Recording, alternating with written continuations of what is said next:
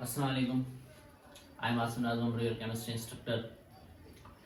और आज हमारा जो टॉपिक है वो है ली शक्लियर प्रिंसिपल।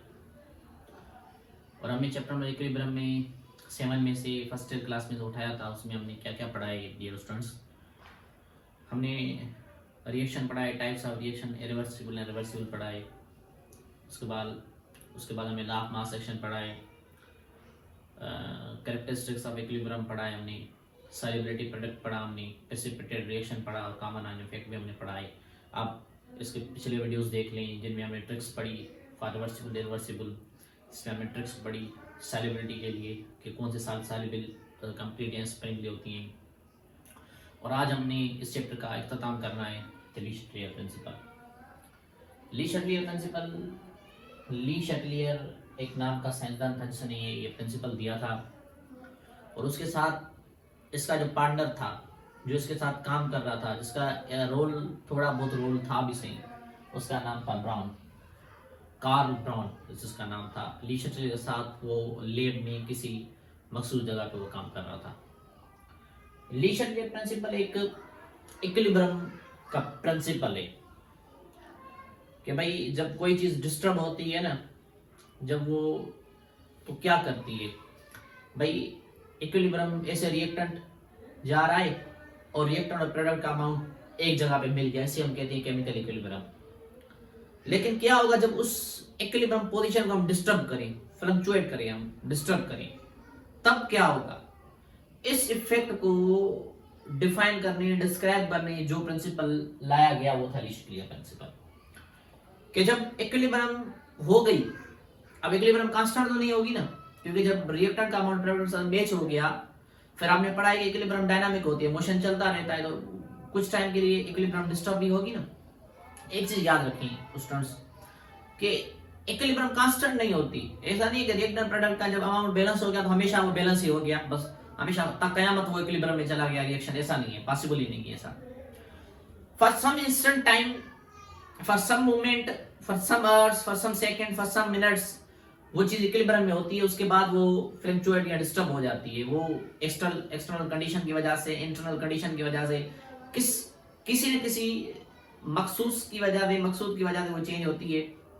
और उस इफेक्ट को हम पढ़ेंगे। वो इफेक्ट जब इक्विलिब्रियम डिस्टर्ब होगी, स्ट्रेस होगा, तो उसका इफेक्ट क्या होगा इक्विलिब्रियम पे, इक्विलिब्रियम क्या करेगी, उस रिएक्शन का क्या होगा।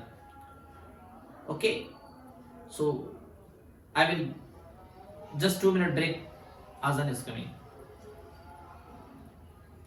2 मिनट का वक्फा आजान के लिए।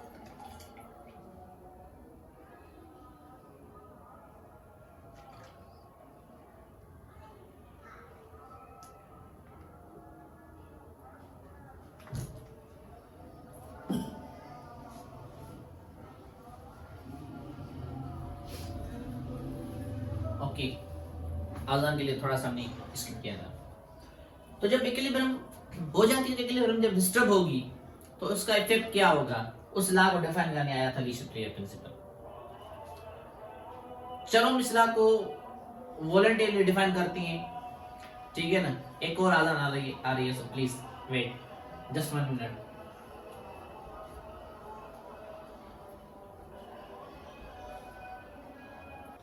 क्वेश्चन थोड़ा सा हमने पास दिया था। अब ये ला दिया था ली शक्लियर और ब्राउन ने ला दिया था। इसकी स्टेटमेंट क्या है, जिस तरह मैंने अभी आपको एक्सप्लेन थोड़े से पॉइंट में की कि व्हेन स्ट्रेस इज अप्लाइड, जब रिएक्टेंट और प्रोडक्ट आपस में इक्विलिब्रियम में है और उन पे कोई एक्सटर्नल प्रेशर, एक्सटर्नल स्ट्रेस आ जाता है, टेंशन आ जाती है, so when stress is applied होगा क्या, on the when stress is applied on the equilibrium, it will counteract that effect and establish an equilibrium। जब इक्विलिब्रियम पे कोई इफेक्ट होगा, जिस तरह रिएक्टेंट और प्रोडक्ट आपस में इक्विलिब्रियम में है, उस पे कोई फ्लक्चुएट आ गया, कोई स्ट्रेस आ गया, तो होगा क्या कि इक्विलिब्रियम जो रिएक्टेंट होगा, जो रिएक्शन होगा, उस स्ट्रेस को क्या करेगा, रीएडजस्ट करेगा, बैलेंस करेगा, और उस स्ट्रेस को एडजस्ट करने के बाद एक नई इक्विलिब्रियम बनाएगा। इस पूरे सिस्टम को जो बयान करेगा वो करेगा ली शटलियर। दोबारा से समझें भाई, इक्विलिब्रियम किसे कहते हैं, व्हाट इज इक्विलिब्रियम? इक्विलिब्रियम हम कहते हैं व्हेन रिएक्टेंट्स इज कंसंट्रेशन और प्रोडक्ट की रिएक्टेंट की मैच हो जाए, उसे इक्विलिब्रियम कहते हैं, ठीक है ना, at specific time, at constant time, उसे इक्विलिब्रियम कहते हैं। जब रिएक्टेंट और प्रोडक्ट आपस में इक्विलिब्रियम में है और उसमें स्ट्रेस आ जाता है, फ्लक्चुएट आ जाता है, एक्सटर्नल चीज मैटर करती है, तो क्या होगा कि उस जो सिस्टम होगा उस स्ट्रेस को क्या करेगा, काउंटरएक्ट करेगा, बैलेंस करेगा। पहले बैलेंस करने के बाद एक नई इक्विलिब्रियम बने। पहले इक्विलिब्रियम यहाँ थी ना, अब यहाँ पे डिस्टर्ब होगी, पहले क्या होगा, इस डिस्टर्बेंस को बैलेंस किया जाएगा, फिर इक्विलिब्रियम स्टेब्लिश की जाएगी। उस इफेक्ट को जो बयान करेगा वो ली शटलियर करेगा। तो ली शटलियर स्टेटमेंट क्या है, when stress is applied on equilibrium it will counteract that effect and establish a new equilibrium. और उन पे क्या होगा, नई इक्विलिब्रियम बनेगी और स्ट्रेस को क्या करेगा, रीएडजस्ट करेगा सिस्टम। तो ली शटलियर में दो चीजें आपने पढ़ी, एक तो स्ट्रेस जब अप्लाई होगा, एडजस्टमेंट टू द स्ट्रेस होगा, कि एक इक्विलिब्रियम पे स्ट्रेस होगा, दबाव पड़ेगा, और उस दबाव को क्या किया जाएगा, एडजस्ट किया जाएगा, मुतमईन किया जाएगा, ठीक है ना। ये आपने ली शटलियर में पढ़ना है। अब सवाल ये पैदा होता है कि मैं बार बार वर्ड इस्तेमाल कर रहा हूँ, स्ट्रेस किस चीज का? स्ट्रेस दुनियादारी का होगा रिएक्शन पे, कि दुनिया की टेंशन, पैसों का क्या होगा स्ट्रेस, किस चीज का स्ट्रेस होगा भाई, रिएक्शन पे स्ट्रेस होता है कुछ किस्म का। Stress are categorized as change in concentration, volume, pressure and temperature. जब मैं ये बात कर रहा हूँ कि स्ट्रेस अप्लाई होगा, वो स्ट्रेस क्या होगा, या तो रिएक्शन में कंसंट्रेशन चेंज हो जाएगी, या तो रिएक्शन का टेम्परेचर चेंज हो जाएगा, या तो रिएक्शन का वॉल्यूम चेंज हो जाएगा, या तो रिएक्शन का प्रेशर चेंज हो जाएगा। जब ये चेंजेस होंगी ना, तो क्या होगा कि इक्विलिब्रियम डिस्टर्ब हो जाएगी, उस डिस्टर्बेंस को क्या किया जाएगा, बैलेंस किया जाएगा और नई इक्विलिब्रियम बनाई जाएगी। इस पूरे सिस्टम को और सिनेरियो को जो एक्सप्लेन कर रहा है वो ली शटलियर प्रिंसिपल कर रहा है। तो सबसे पहले हम आते हैं इसको समझिए, फिगर को समझिए। यहाँ पे फिगर को आप अगर समझिए डियर स्टूडेंट्स, तो फिगर में क्या है कि पहले इक्विलिब्रियम बनी हुई है, यहाँ पे देखिए इक्विलिब्रियम बनी हुई है, फिर क्या हो रहा है कि यहाँ पे कोई स्ट्रेस आ रहा है और इक्विलिब्रियम यहाँ पे डिस्टर्ब हो रही है। यहाँ पे इक्विलिब्रियम फिर क्या हो रही है, डिस्टर्ब हो रही है। यहाँ पे देखिए डिस्टर्ब हो गई ना इक्विलिब्रियम, तो होगा क्या कि इस इक्विलिब्रियम को काउंटर एक्ट किया जाएगा। अभी तक मैं ये पढ़ा रहा हूँ कि स्ट्रेस अप्लाई हो क्या रहा है, काउंटर एक्ट बाद में पढ़ाऊंगा मैं। ये जो एडजस्टमेंट वाला पोर्शन है ये मैं अभी पढ़ाने वाला हूँ। अभी मैं ये पढ़ रहा हूँ स्ट्रेस जब अप्लाई हो रहा है इक्विलिब्रियम पे। तो यहाँ पे देखिए क्या स्ट्रेस अप्लाई हुआ तो इक्विलिब्रियम नहीं बन गई और स्ट्रेस को क्या किया गया, बैलेंस किया गया, ठीक है। इसको एक्सप्लेन कर रहा है ली शटलियर। सबसे पहले चेंज इन कंसंट्रेशन, जब कंसंट्रेशन की चेंज होगी तो when reactant are increased so more product is formed to reduce stress। मिसाल के तौर पे ये एक रिएक्शन है, पहले हम चेंज इन कंसंट्रेशन पढ़ रहे हैं स्ट्रेस में, कि भाई ये एक रिएक्शन है, सिंपल रिएक्शन अभी इक्विलिब्रियम में है, the reaction is in pure equilibrium. जब हम क्या कर रहे हैं, इस SO2 की कंसंट्रेशन हम इंक्रीज कर रहे हैं। अब SO2 की कंसंट्रेशन इंक्रीज हो गई ना, तो SO2 की कंसंट्रेशन को क्या करना है, डिक्रीज करना है, डिक्रीज। अब SO2 हमने कंसंट्रेशन इंक्रीज कर दी, स्ट्रेस हमने अप्लाई किया, पहले इक्विलिब्रियम में था ये रिएक्शन, हमने क्या किया, SO2 और ऐड कर दिया रिएक्शन में। अब इक्विलिब्रियम डिस्टर्ब हो गई ना, हमने SO2 का कद बढ़ा दिया। अब हमने क्या करना है, SO2 का कद थोड़ा सा छोटा करना है। तो हम ये देखेंगे SO2 किस साइड मौजूद है, रिएक्टेंट साइड मौजूद है। तो हमने रिएक्टेंट साइड का जब कद ऊंचा कर दिया है, तो हम उसका कद नीचा कैसे कर सकते हैं, जब हम क्या बनाएंगे, प्रोडक्ट बनाएंगे। जब क्या होगा कि SO2 हम ऐड करेंगे तो इक्विलिब्रियम कैसे होगी, एडजस्टमेंट कैसे होगी। हमने स्ट्रेस अप्लाई कर दिया ना, SO2 अप्लाई हमने रिएक्शन में बढ़ा दिया। अब इक्विलिब्रियम कैसे होगी कि जब SO2 था रिएक्टेंट हमारा, तो इसके लिए ये जरूरी है कि SO3 की कंसंट्रेशन आपकी इंक्रीज होनी चाहिए। तो यहाँ पे ये पॉइंट देखें, when reactant are increases so more product is formed to reduce stress।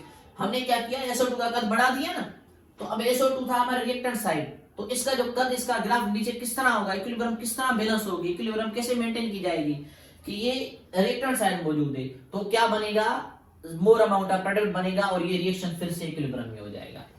तो ये था चेंज इन कंसंट्रेशन का पहला इफेक्ट। उसके बाद अगर हम क्या कर रहे हैं, SO2 का कद छोटा कर रहे हैं भाई, हमने क्या किया, SO2 का कद छोटा कर दिया। अब पहले जो इक्विलिब्रियम में था रिएक्शन, हमने SO2 को गिरा दिया। अब हमने क्या है, SO2 को बढ़ाना है।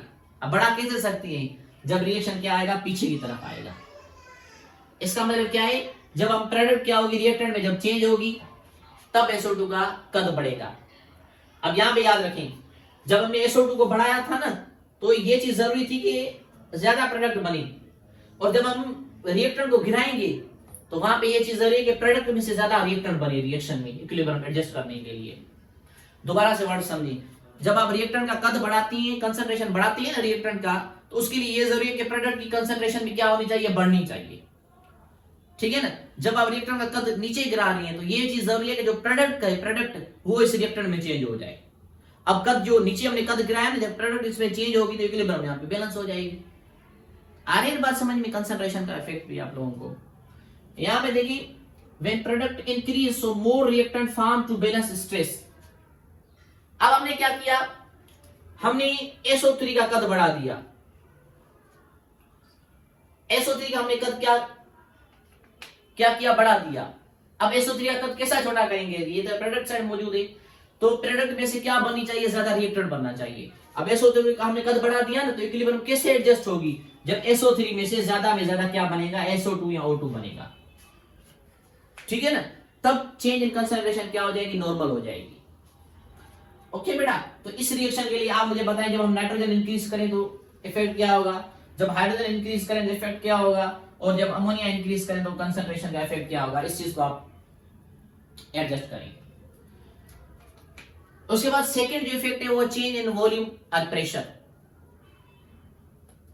जब अब हमने कंसंट्रेशन इफेक्ट पढ़ लिया ना, जब हम वॉल्यूम इंक्रीज करेंगे ना, तो रिएक्शन उस साइड जाएगा जहां पे ज्यादा नंबर ऑफ मोल्स मौजूद होंगे रिएक्शन में।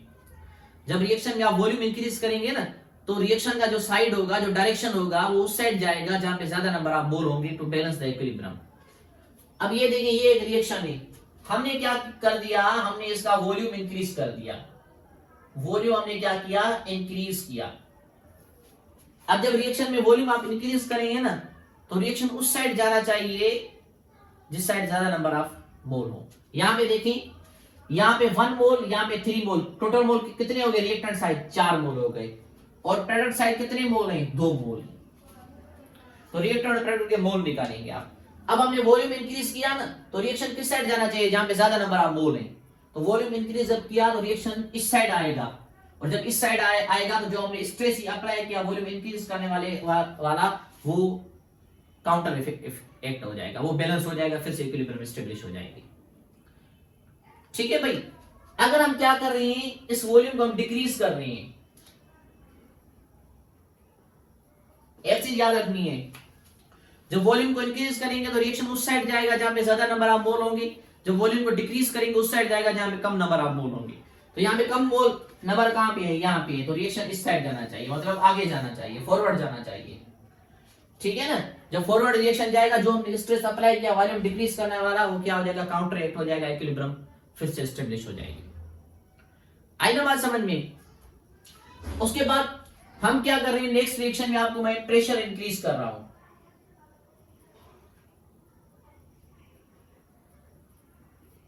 ठीक है भाई। और प्रेशर और वॉल्यूम आपस में उल्टे होती हैं। जब वॉल्यूम इंक्रीज करती है तो रिएक्शन उस साइड जाता है जहां पे ज्यादा नंबर ऑफ मोल हो, तो जब प्रेशर इंक्रीज करती है रिएक्शन उस साइड जाता है जहां कम नंबर ऑफ मोल हो। क्योंकि वॉल्यूम एंड प्रेशर, वॉल्यूम और प्रेशर आपस में इनवर्स होती हैं। अगर वॉल्यूम इंक्रीज करें तो ज्यादा नंबर ऑफ मोल वाली साइड आ रहा था ना रिएक्शन, तो हम जब प्रेशर इंक्रीज करेंगे रिएक्शन उस साइड आएगा जहां पे कम नंबर ऑफ मोल होंगे। तो यहाँ पे देखिए कितने मोल हैं, यहाँ पे 1 मोल, टोटल मोल कितने हो गए, 3 मोल हो गए, और यहाँ पे कितने हैं, 2 मोल है टोटल। जब हम प्रेशर इंक्रीज करेंगे तो कम नंबर वाले मोल की साइड रिएक्शन आना चाहिए। और जब हमने क्या किया, स्ट्रेस अप्लाई किया, प्रेशर को इंक्रीज कर दिया, रिएक्शन में खामखा इंक्रीज कर दिया।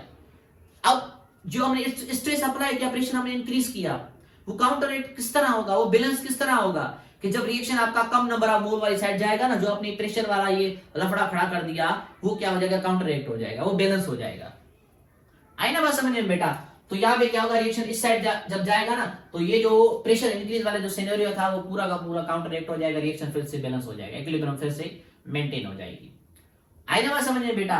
तो वॉल्यूम जब इंक्रीज करेंगे यहाँ पे तो रिएक्शन इस साइड जाएगा, क्योंकि हमने वॉल्यूम इंक्रीज कर दिया है, स्ट्रेस अप्लाई कर दिया ना हमने, स्ट्रेस अप्लाई किया तो एडजस्टमेंट कैसे होगी स्ट्रेस की, जब वॉल्यूम इंक्रीज करेंगे तो इक्विलिब्रियम एडजस्ट करने के लिए उस साइड जाएगी, रिएक्शन का डायरेक्शन उस साइड चेंज होगा जहां पे ज्यादा नंबर ऑफ मोल होंगे। ये जो हमने वॉल्यूम इंक्रीज किया ना तो रिएक्शन ज्यादा नंबर वाली मोल वाली साइड जाएगा, तो रिएक्शन क्या हो जाएगा, फिर से इक्विलिब्रियम नॉर्मल हो जाएगा। और ली शटलियर प्रिंसिपल इस चीज को एक्सप्लेन कर रहा है, very very in simple words explain कर रहा है।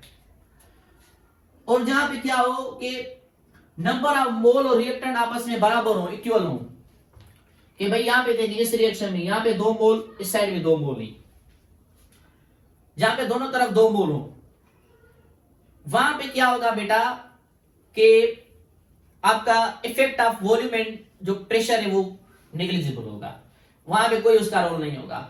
याद रखिए इफेक्ट ऑफ वॉल्यूम एंड जो प्रेशर है वहां पे एक्ट करेगा जहां पे रिएक्टेंट और प्रोडक्ट के मोल बराबर नहीं होंगे। ये इफेक्ट या ये स्ट्रेस तब काम करेगा जब रिएक्टेंट और प्रोडक्ट के मोल आपस में अनबैलेंस होंगे।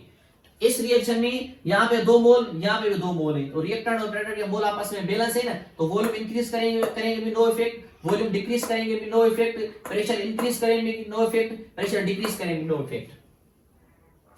आई ना बात समझ में। तो यहाँ पे क्या होगा, रिएक्टेंट और प्रोडक्ट मोल में जहाँ पे डिफरेंस होगा, फ्लक्चुएट होगा, तब जाके ये स्ट्रेस अप्लाई करेंगे हम दोनों का। और ये टेक्निक्स आपने सीखी किस तरह आपने अप्लाई करना है। हमें लास्ट में ये पढ़ेंगे इफेक्ट ऑफ टेम्परेचर। टेम्परेचर के लिए ये चीजें आपको जरूरी है कि एंडोथर्मिक, एक्सोथर्मिक। अब जो रिवर्सिबल रिएक्शन होता है ना बेटा, ये देखिए ये रिवर्सिबल रिएक्शन है। अब रिवर्सिबल जो रिएक्शन होता है वो 2 डायरेक्शनल होता है, 2 डायरेक्शनल होता है। तो 1 डायरेक्शन एक्सो होता है, एक डायरेक्शन रिएक्शन एक्सो होता है और दूसरे में एंडो होता है। आई ना समझ में बेटा। तो एक रिएक्शन क्या होता है, एक में एक्सो होता है, एक में एंडो होता है, जो रिवर्सिबल रिएक्शन होता है। और ली शटलियर प्रिंसिपल होता है रिवर्सिबल रिएक्शन के लिए, equilibrium for only the reversible reaction के लिए होती है। तो effect of temperature endothermic, exothermic का पता होना चाहिए। अब यहाँ पे ये रिएक्शन है। अब यहाँ पे देखिए कि ये भी है, ये भी है, इन दोनों में से स्टेबल प्रोडक्ट कौन सी साइड है, स्टेबल। इन दोनों में नाइट्रोजन, हाइड्रोजन स्टेबल है या अमोनिया स्टेबल है, स्टेबल कौन सी साइड है? Definitely ammonia is more stable. तो अमोनिया स्टेबल है, इसका मतलब इस साइड रिएक्शन होगा एक्सो, इस साइड रिएक्शन होगा एंडो। आई ना बात समझ में। तो यहां पे ये रिएक्शन क्या होगा, एंडो होगा, यहां पे रिएक्शन क्या होगा, एक्सो होगा। आई बात समझ में। ठीक है, तो आप इसके निशान निकाल लें मैं। ठीक है बेटा। तो इस रिएक्शन में क्या है, एक्सो, इसमें क्या है, एंडो। क्योंकि जहां पे स्टेबल जो प्रोडक्ट होगी जिस साइड, वो रिएक्शन स्टेबल होगा, जो डायरेक्शन स्टेबल होगा उस साइड एक्सो रिएक्शन होगा। और जो यहां से बात ये स्टेबल साइड है तो ये क्या होगी, अनस्टेबल साइड होगी। तो अनस्टेबल साइड रिएक्शन एंडो होगा, स्टेबल साइड रिएक्शन एक्सो होगा।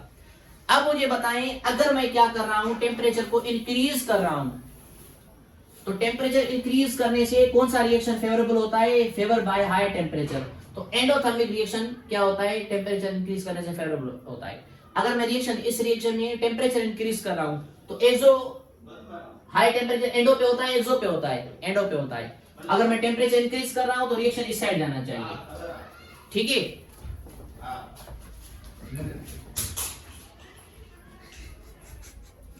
ठीक है बेटा। अगर मैं क्या कर रहा हूं, टेम्परेचर इंक्रीज कर रहा हूं तो रिएक्शन इस साइड जाना चाहिए। ओके, तो जब हम क्या करते हैं, टेम्परेचर को इंक्रीज करते हैं तो रिएक्शन उस साइड फेवरेबल होता है जहां पे एंडोथर्मिक रिएक्शन होगा। तो यहां पे हम क्या कर रहे हैं, टेम्परेचर को इंक्रीज कर रहे हैं तो रिएक्शन एंडोथर्मिक इस साइड है, तो यहां पे रिएक्शन फेवरेबल होगा। अगर मैं क्या कर रहा हूं, टेम्परेचर को लो कर रहा हूं, डिक्रीज कर रहा हूं, ठीक है, तो डिक्रीज करने वाला जो फेवरेबल होता है वो एक्सोथर्मिक होता है। एक्सोथर्मिक किस साइड है, इस साइड है, तो रिएक्शन किस साइड फेवरेबल होगा, इस साइड फेवरेबल होगा। आई ना बात समझ में। तो एंडो और एक्सोथर्मिक को समझिए, एंडोथर्मिक हाई टेम्परेचर पे होता है, एक्सोथर्मिक लो टेम्परेचर पे होता है। आई ना डियर स्टूडेंट, बात समझ में आपको। एक्सो और एंडो का एक ट्रिक मैंने बताई, सिंपल, वो ट्रिक आपको याद होनी चाहिए, उसके बाद चीजें इजी हैं। स्टेबल प्रोडक्ट एक्सो होती है, अनस्टेबल एंडो होती है। और हाई टेम्परेचर करेंगे रिएक्शन एंडो की तरफ जाएगा, अगर हम क्या करेंगे, लो टेम्परेचर करेंगे तो रिएक्शन एक्सो की तरफ जाएगा। आई बात समझ में। तो ये सारे इफेक्ट मैं एक रिएक्शन में पढ़ा रहा हूं आपको। ठीक है, आप इसके स्क्रीनशॉट निकाल लें। ये मैं ये साइड या ये साइड में रिमूव कर रहा हूं बेटा। लास्ट इसका क्वेश्चन हेड कर रहे हैं अभी। N2+3H2 रिएक्शन कर रहा है, बन रहा है 2H3। अब हम इसके इफेक्ट्स पढ़ेंगे। पहला इफेक्ट ऑफ कंसंट्रेशन। अगर हम नाइट्रोजन इंक्रीज कर रहे हैं, रिएक्टेंट साइड इंक्रीज कर रहे हैं, तो ज्यादा क्या बननी चाहिए, प्रोडक्ट बननी चाहिए। अगर हम हाइड्रोजन इंक्रीज कर रहे हैं, मतलब रिएक्टेंट साइड इंक्रीज कर रहे हैं, तो ज्यादा प्रोडक्ट बनना चाहिए। अगर हम NH3 इंक्रीज कर रहे हैं, तो ज्यादा हमारे ये दोनों रिएक्टेंट बनने चाहिए। तो इफेक्ट ऑफ कंसंट्रेशन आपका क्लियर होगा, ये मैंने सारी चीजें पढ़ाई। उसके बाद इफेक्ट ऑफ वॉल्यूम क्या है। अगर वॉल्यूम इंक्रीज हो रहा है तो रिएक्शन इस साइड आएगा, क्योंकि यहाँ पे 1 और 3 कितने मोल है, 4 मोल है। यहाँ पे 1 मोल, यहाँ पे 3 4 मोल, यहाँ पे 2 है। इफेक्ट ऑफ वॉल्यूम में क्या है, अगर हम वॉल्यूम इंक्रीज कर रहे हैं तो रिएक्शन इस साइड आएगा। अगर हम वॉल्यूम को डिक्रीज करें तो रिएक्शन आगे की तरफ जाएगा। इफेक्ट ऑफ प्रेशर में क्या होगा कि जब हम प्रेशर इंक्रीज करेंगे रिएक्शन उस साइड जाएगा जहां कम नंबर ऑफ मोल होंगे। तो कम नंबर ऑफ मोल किस साइड है, प्रोडक्ट की साइड है। जब हम प्रेशर को इंक्रीज करेंगे रिएक्शन प्रोडक्ट की तरफ जाएगा। ठीक है भाई। इफेक्ट ऑफ टेम्परेचर, ये मैंने आपको पढ़ाया है कि आगे का रिएक्शन जो है वो है स्टेबल, और स्टेबल होता है एक्सो। अगर हम क्या करेंगे, टेम्परेचर को इंक्रीज करेंगे तो ये साइड एंडो है, टेम्परेचर को इंक्रीज करेंगे तो एंडोथर्मिक रिएक्शन की साइड जाएगा, मतलब रिएक्शन पीछे की तरफ आएगा। अगर हम टेम्परेचर को लो करेंगे तो एक्सो की तरफ जाएगा, मतलब एक्सो रिएक्शन आगे है तो रिएक्शन आगे की तरफ जाएगा। ठीक है भाई। उसके बाद ये चीजें थोड़ी हैं इनमें। Addition of noble gas at constant volume. जब हम कांस्टेंट वॉल्यूम पे क्या करते हैं, नोबल गैस एक्ट करते हैं, एडिशन करते हैं, तो वहां पे कोई इफेक्ट नहीं होता। ठीक है भाई। यहां पे क्या होता है, ये चीज ऐसे होती है। आई बात समझ में। लेकिन सेम अगर क्या करें, हम नोबल गैस ऐड करें एट कांस्टेंट प्रेशर, जब हम कांस्टेंट प्रेशर पे नोबल गैस ऐड करेंगे तो रिएक्शन उस साइड जाएगा जहां पे ज्यादा नंबर ऑफ मोल होंगे। तो इसका मतलब क्या है, इसका और इसका इफेक्ट सेम है, सेम। ठीक है भाई। इसका और इसका इफेक्ट सेम है। जिस तरह वॉल्यूम इंक्रीज करने से रिएक्शन आगे की तरफ आ रहा था ना, तो हम सेम अगर नोबल गैस ऐड करेंगे एट कांस्टेंट प्रेशर, तो जो वॉल्यूम का इफेक्ट है वो इसका होगा। अगर हम वॉल्यूम इंक्रीज करें तो रिएक्शन इसकी पीछे की तरफ आ रहा था ना, अगर हम नोबल गैस ऐड करेंगे, ठीक है, एट कांस्टेंट प्रेशर, तो रिएक्शन सेम पीछे की तरफ आएगा, क्योंकि वॉल्यूम और इसका इफेक्ट सेम है। आई बात समझ में बेटा। जब नोबल गैसेस हम ऐड करेंगे ना एट कांस्टेंट प्रेशर, तो जिस साइड ज्यादा नंबर ऑफ मोल होंगे, हमने क्या किया इस रिएक्शन में नोबल गैस कोई भी, अब हीलियम ऐड करें, नियान ऐड करें, आर्गन ऐड करें, क्रिप्टॉन ऐड करें, ज़ीनान ऐड करें, या रेडॉन ऐड करें, जो भी ऐड करें, helium, neon, argon, krypton, xenon, radon, जो भी ऐड करें आप लोग, तो रिएक्शन उस साइड जाएगा जहां पे ज्यादा नंबर ऑफ मोल होंगे। यहाँ पे 2 मोल है, यहाँ पे 4 मोल है। अगर हम नोबल गैस ऐड करेंगे तो रिएक्शन इस तरफ आएगा, यहाँ पे 4 मोल है, मतलब पीछे की तरफ आएगा। उसके बाद इफेक्ट ऑफ कैटलिस्ट। अगर हम इस रिएक्शन में कैटलिस्ट ऐड करेंगे तो रिएक्शन में इक्विलिब्रियम की जो टाइमिंग है वो ज्यादा इंक्रीज हो जाएगी, इक्विलिब्रियम जल्दी हो जाएगी, लेकिन डायरेक्शन में कोई इफेक्ट नहीं होगा। So catalyst has no effect on direction of equilibrium. Okay बेटा, नो इफेक्ट ऑन डायरेक्शन।